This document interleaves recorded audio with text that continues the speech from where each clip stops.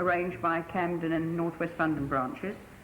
And as usual, Comrade will speak, and after that we have questions and discussion, refreshments as well later. So, without more ado, I call upon Comrade Hardy to begin his lecture. I would say, Comrade, at the forthcoming general election, there's time, among the other things is whether they approve or disapprove of the Thatcher government action in privatising, as they call it, that's selling them back to private to operate. The Tories will say that privatising them will be good for everybody, and the Labour Party will retort that it's bad for everybody. This is, of course, the loose way politicians talk, because almost all the things that governments ever do are good for some section of the population and bad for some others. Well, we're going to answer this question in relation to nationalisation, privatisation. Nationalisation is the special form of the Labour Party, a statement which is quite untrue. The Liberal and Tory governments were nationalising before the Labour Party was formed. The present Tory government, the Tories started it and the Liberals finished it, and they both accepted it, the normal practice from something like half a century. Tory and Liberal governments in the past nationalised some industries to achieve a particular object. Whereas they were behaving rationally and as responsibility for running capitalism. Now, Tories have decided in the century no longer serves their purpose, because the party in this country that has never advocated nationalisation or supported nationalisation or defended nationalisation is the party of Great Britain. And likewise, if we advocated, defended or supported private enterprise, our object is capitalism, not to play about with ways in which capitalism can be operated. First, a word as to what exactly nationalisation means. An industry or service is said to be nationalised when it's taken out of the hands of private owners and is owned and operated by the government either directly, as its department, or indirectly through setting up a public like rail or coal board and having them run the industry on the part of the government. In the 19th century, the postal, telegraph and telephone services were operated by the post office as a government department. The staff were civil servants, and they were just like any other government department with certain differences. Later, nationalisation took the form of what they call public boards, as when the Labour government in 1945 took over coal, steel, railways and various other industries. The theory is, about these nationalised boards, the government provides the finance, say of the coal board or British Rail, and exercises control, but the day-to-day operation of the steel industry is supposed to be left in the hands of the members of the board itself. The government, of course, appoints the members of the board and can remove them if at any time they want, usually appoint them for 3 years and then replace them by somebody else. Now, the same kind of organisation exists when local authorities operate commercial services, such as water supply, bus services and council houses. There is one municipality in this country, Hull, which also operates a telephone service by licence from the post office, from British Telecom. That's the city of Hull. Back in 1889, when the Fabian Society, which is affiliated to the Labour Party now, they've always provided a lot of the theorising for the Labour Party, they published Fabian essays in 1889, and they held out the prospect that the local authorities would take over a whole range of services, and ration has not been fulfilled. And as I say, the kind of operations run by local authorities have fairly narrowly restricted. That's just an accident. But as far as the government itself is concerned, there has been a whole lot of nationalisation. I've mentioned some of the commercial industries and services, coal and railways and steel, that have been nationalised, but there are a lot of other fields which in the past 150 years the government has taken over that were formerly carried on by private individuals. And I have in mind health service, the education service, the turnpike roads, unemployment and old age pensions. At one time, what education people got, they paid for themselves, they paid schools, or they went to the church charity schools, or they got no education at all. For health, they paid doctors or hospitals, though the hospitals were largely dependent also on donations given to them by the public. And until the government took over road building, part of the provision for trunk roads was in the hand of private companies. They were called the Turnpike Trust. The capitalists would get together, set up a turnpike trust, take over the building of some miles of roads, and they got their profit by charging users tolls for being on their roads and using them. As for workers who became unemployed, they had to depend either on their own savings or on what benefits they might have got through having contributed to trade unions and unemployment benefit, or to the friendly societies, or in the last resort, they depended on charity or went into the workhouses. Likewise, when they became too old to work, they again had to on their savings or any pensions they may have paid for in the unions and the friendlies, or again to depend on charity. Now, these arrangements have all been taken over by the government or by local authorities, and the cost has been enormous.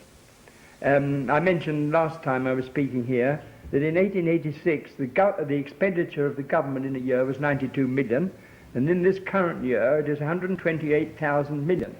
When you've made allowance for the fact that the prices are now nearly 40 times what they were in 1886, the cost of government has multiplied 35 times compared with what it was 100 years ago.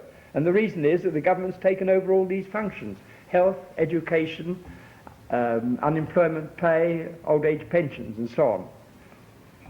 When any of you have tried to examine the arguments about nationalisation, the kind of arguments the Labour Party would put up in favour of nationalisation, or the others would put up against nationalisation, you may find it full of confusion. And the confusion is that while governments may act quite rationally and nationalise an industry for a real solid sort of purpose, in the political field they all talk very loosely. You would get the Labour Party didn't only advocate nationalisation for a particular purpose, but they made a principle of it and said, look, we are totally in favour of all nationalisation. The Tory politicians then retorted and said, look, we're against nationalisation. And of course it's created an enormous amount of confusion. For example, the President Winston Churchill, a Member of Parliament, wrote a letter to the Times not long ago saying that the Tory party was opposed to nationalisation because nationalisation is socialism. But he'd forgotten the activities of his grandfather, Sir Winston Churchill, who was a very active nationaliser and carried on campaigns for nationalisation often. It was, for example, a Tory government which in 1844, and I emphasise 1844, not 1946, passed the first act giving the government power to nationalise the railways. It was what is called a permissive act, and I'll deal later with the reasons why the Tory government should have passed it at that time. Then you have Churchill and Lloyd George, just after the First World War, carried on a campaign for nationalising the railways. Their idea was to run the railways at cost as a sort of subsidy for British manufacturers and exporters. And it was Sir Winston Churchill who, a few years later, in 1943, gave a radio broadcast, this was in the middle of the war, in which he said there is a broadening field for state ownership and enterprise, obviously intending, had the Tory government won the election in 1945, that the Tory government would itself have gone in for some nationalisation, probably coal mines, and I'll come back to that later. And it was another leading Tory politician, Lord Beaverbrook, who in his Express newspapers for years carried on a campaign for nationalising the Bank of England, which eventually the Labour Party did in 1945. And it was Lloyd George, the Liberal, who, when he was Prime Minister after the First World War, made the statement that his government had decided to nationalise the coal mines. not long afterwards, the Tories chucked him out, and they never did, in fact, carry through that promise by Lloyd George. Now, I've said the Labour Party has made a principle of it. They say we're in favour of nationalisation anyway.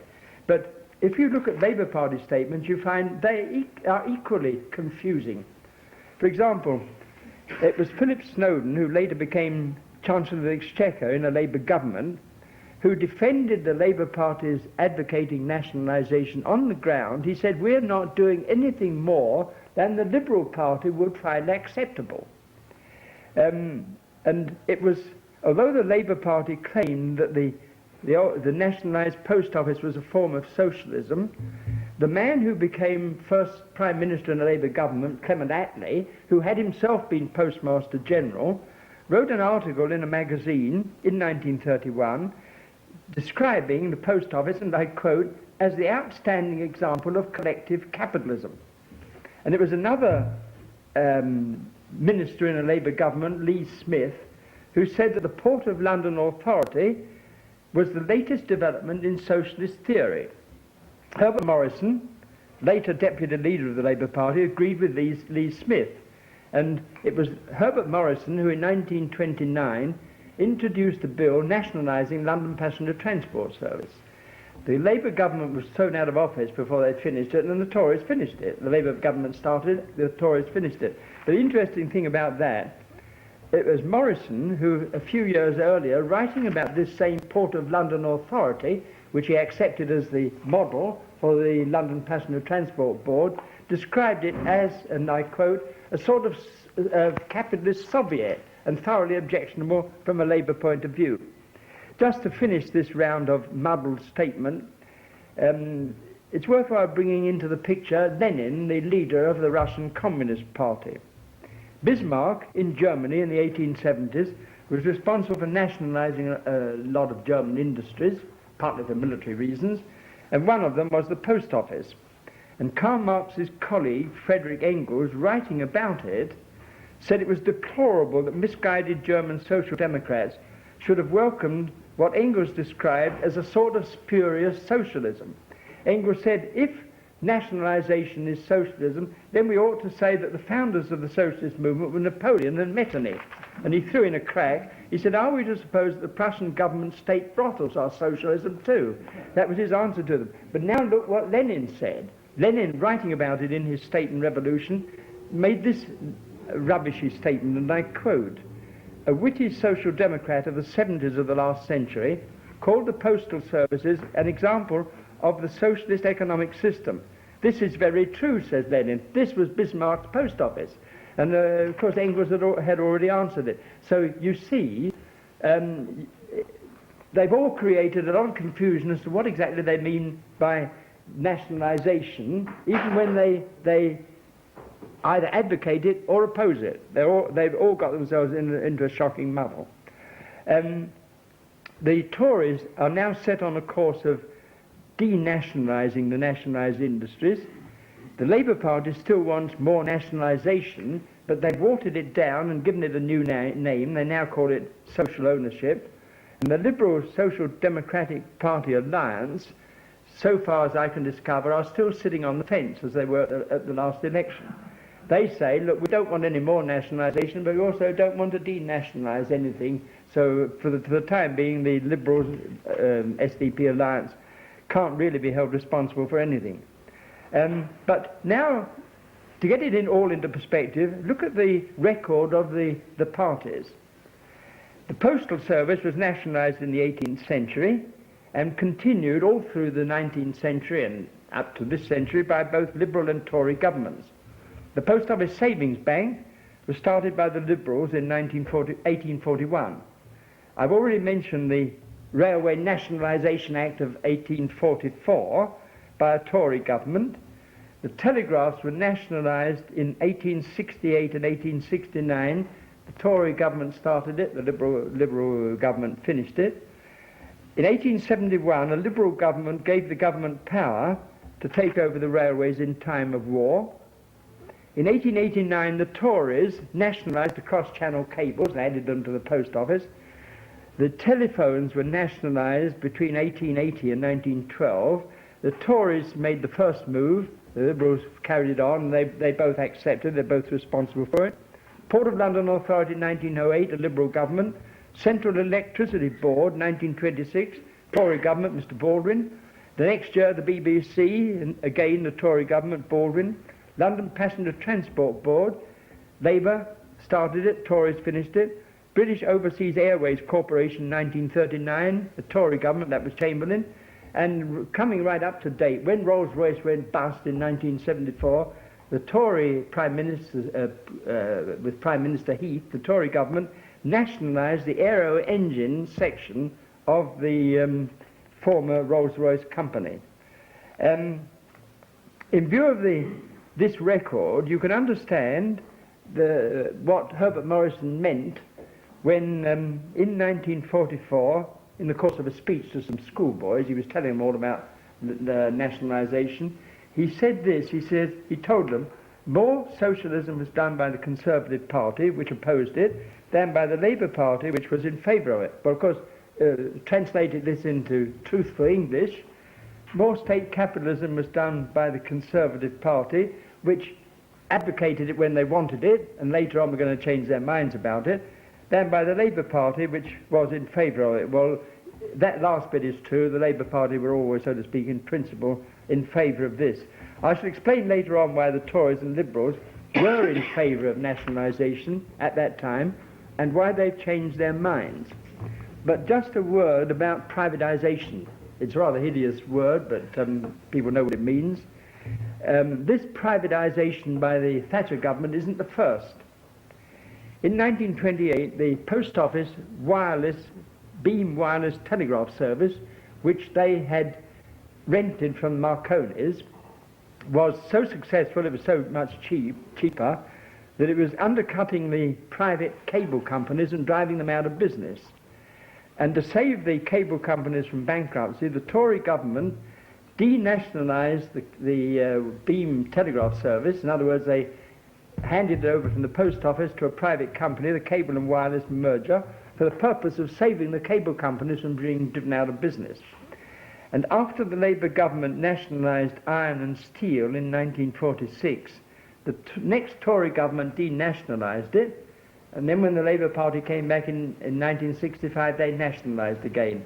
So you've had some denationalising as well as nationalisation has gone on before. Back in the 1930s, a rather rash Assistant Postmaster General, a Tory, made a speech in which he advocated that the telephone service should either be put under a board or, alternatively, that it should be denationalised and handed over to a private company. Nothing was done about it. They set up a committee of inquiry which recommended various things, but they recommended against doing that. It's also interesting to notice this. Naturally, reading English papers, you may get the impression that privatisation is a peculiarly English custom, but it isn't that at all. When the Mitterrand government came in France, they nationalised a lot of banks and insurance company. They were defeated, not the president, but the government was changed. They got a Tory government in, and the present Tory government in France is now denationalising the banks and insurance companies that were nationalised a few years earlier. In Austria, the government has told the nationalised industries that if they don't stop making big losses, they will be denationalised. In Japan, the postal service has already been denationalised, handed over to a private company, and they are now in process of denationalising the Japanese state railways. The Turkish government is privatising the nationalised banks in Turkey. In Portugal, in 1975, they nationalised more than half Portuguese industry. The government now wants to denationalise it, but finds that there's an obstacle in the Portuguese constitution, and they're now busily engaged in altering the constitution so that they can denationalise them again. And in Germany, the German government's policy is to denationalise some state industries in Germany, but so far they've made no progress because they met with opposition inside their own party and in the nationalised industries themselves. there is also America. In America, in 1975, half a dozen company railways went bust, and the government had to step in and take them over to keep the railways running. They're now trying to sell them back, but so far have been unable to get anybody to offer them the price that they think acceptable, but presumably they will continue with this, and they will eventually denationalise these railways. In all of the cases I've mentioned, all these countries, the reason has been the same, either an allegation of inefficiency or that they're making big financial losses.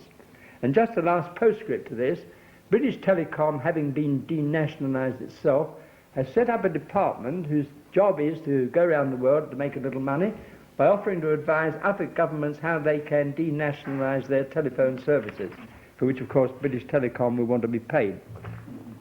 One of the reasons why the nationalisation picture is so confused is that the purposes for which governments have nationalised industries have varied from country to country and from time to time, partly due to different countries having reached different levels of industry and finance.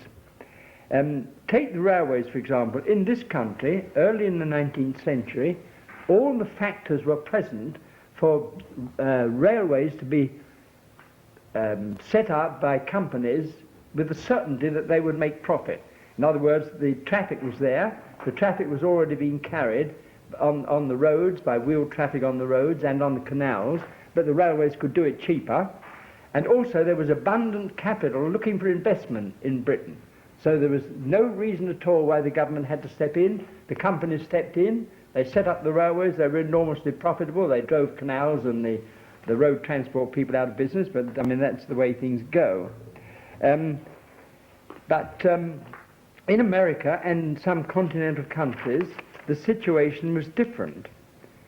The traffic didn't exist. For example, in America, particularly owing to the enormous distances to be carried, the traffic for the railways to carry was not already in existence, and the capital wasn't there to develop companies to do it. What had to happen, the government had to step in, or the state governments in America had to step in, provide the finance, build the railways, and then the fact that the railways were built would then build up traffic for the railways to become profitable. But after a big financial collapse in 1837, the law was altered so that the state governments in America could no longer provide finance for the railways. But in the beginning, the government had to do it. Later on, when the traffic had already begun to develop and plenty of capital was available, the American railways were set up by private companies. Another factor which is everywhere present to some degree about building roads and railways was the military question. In France and Germany and other continental countries, which were land powers, the military factor was foremost in the building of roads and railways, not only the building of them, but deciding where they were going to be built. In other words, Germany wanted railways built where they would be available for the invasion of France or Russia, for example. They couldn't just leave it to companies to build railways where they were profitable. So in France and Germany, the governments took over the roads and railways from the first. In Britain, a sea power, the military factor was in roads and railways was less important. So for a time, as I already mentioned, the trunk roads in this country were being built by the turnpike trust companies for profit. Later on, it was decided that they were not developing fast enough, and the government handed over the building of trunk roads in this country to the county councils. If you take the telegraph service, it was developed in Britain by private companies, again because the traffic was there and there's plenty of capital available to invest in them. But in France, the first telegraphs were built by the army for the use of the army, and the public weren't even allowed to use them for years before they would let the public use the French army telegraph service. And also in later years, a lot of industrially backward countries, for the same sort of reasons, lack of capital and lack of development, have had to step in to build basic industries. Their steel industry, their coal industry have had to be done by the governments because capital wasn't available and they couldn't at that time leave it to private companies. In some of these cases, Turkey is one of them, the government stepped in and set up these various industries, and at a later stage the government stepped out and handed them over to private companies, or the private companies to carry on. I now want to look a bit more closely at nationalisation in this country.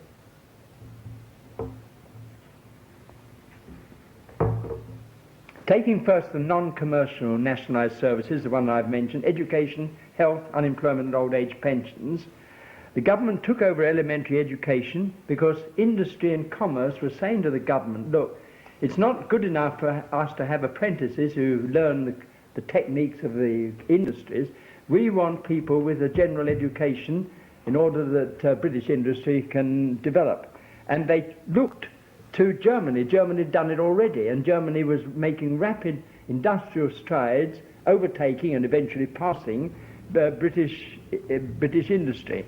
And as I say, the capitalists here said to the government, look, you can't any longer rely on people having to pay for their education or going to the church charity schools, so they nationalised education in the 1970s. In other words, the government took it over entirely. As I say, in Germany they had already done it, and the British government was partly, at least the people who were advocating this, looked to Germany and said, look what Germany's done, we need to do the same. As regards the health service, it was a similar sort of story. The Germans were in first with this sort of thing, and both in the First World War and in the Second World War, the authorities here were appalled to discover the low physical condition of the millions of people they called up under conscription for the army. As regards unemployment, this also was borrowed from Germany. Germany was first in state schemes to provide doles for the unemployed workers.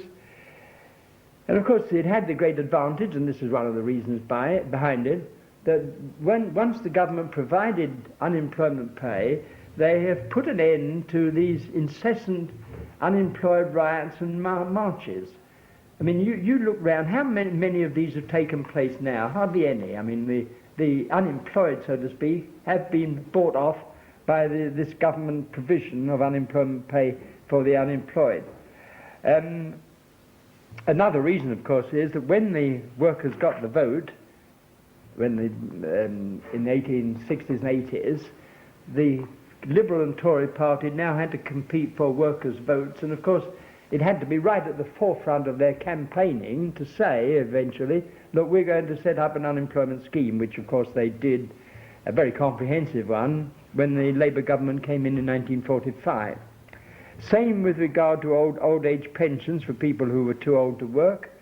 In 1911, Lloyd George started it, and he reckoned at the time that it would be cheaper to pay people, I think the amount was 10 shillings a week, it would be cheaper to pay the people at age 70, 10 shillings a week, rather than have them going into workhouses where they cost a great deal more. A last point on this, although the so-called welfare state combining health service, sick pay, unemployment pay and the rest of it were introduced by a Labour government in the 1945 Labour government, all of these things had been agreed during the war by the coalition government of Tories, Labour and Liberals. They had all agreed to it and were all more or less committed to the same sort of things. Had the Tories or the Liberals, or a mixture of them, won the 1945 election, which of course they didn't. When we come to the commercial nationalisation, the postal and telephone services, coal, steel and so on, the considerations were different. The problem there was the problem of monopolies. Now, Karl Marx pointed out long ago that there is a natural tendency for capitalist industries to go in for monopoly, in other words, to get together, for two reasons. One, that with the development of machinery, the amount of capital required to run an industry becomes ever greater and greater, and so they need to get together to provide the amount of capital. Also, if they could if you could get the capitalists in a particular industry getting together with a monopoly, they could then charge what prices they liked and make super profits. That, of course, is what each individual group of capitalists would like to do. But if any of them succeed in doing it, the rest of the capitalists are, of course, up in arms about it. The rest of the capitalists do not want to pay through the nose in order to be able to use some monopolist service. And they, therefore, are strongly urging the government all the time to deal with monopolies. Well, there are two possible solutions to a problem of monopoly. One is that you break the monopoly up, which is a system the Americans have more or less consistently used.